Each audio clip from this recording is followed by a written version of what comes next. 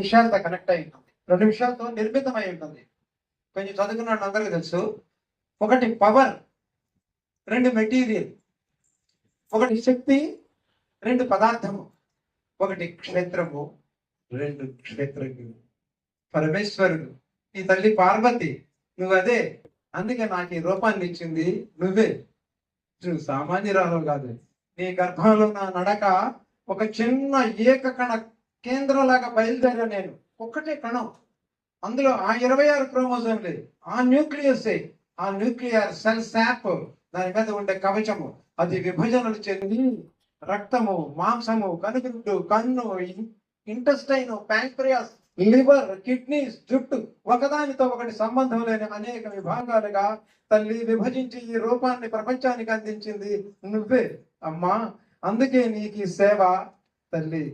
దాచుకోని పాదాలకు తగమా వారణాసి చేసిన పూజ ఇది.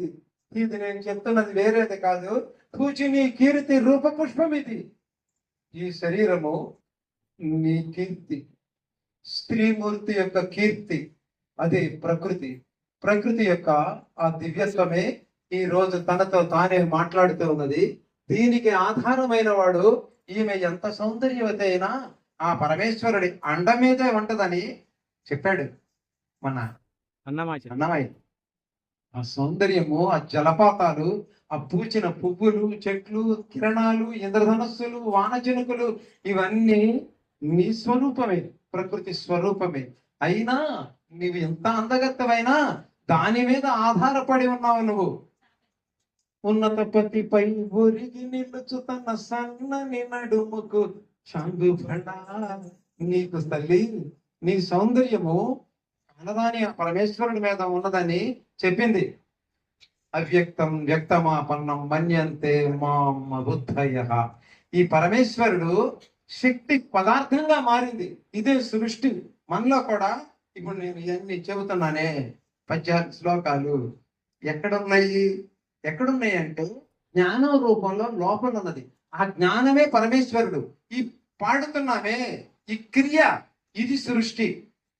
లోపల ఉన్నటువంటి ఆ అంతర్గతమై కానరాకుండా ఉన్నటువంటి ఆ ఎంపవర్మెంట్ ఉన్న చూసావా, అది భగవంతుడు. దాంతో ఎలా కనెక్ట్ అవ్వాలో మీకు చెప్తాం. చదువుకున్న వాళ్ళు కూడా ఉన్నారు వాళ్ళు. థర్మోడైనమిక్స్ థియరీ అని నెట్లో కొట్టండి. మన గూగుల్ మాతనైనా అడగండి, మన యూనివర్సిటీ, వాట్సాప్ యూనివర్సిటీని అడగండి, చెప్పొద్దు. థర్మోడైనమిక్స్ థియరీ అంటే శక్తి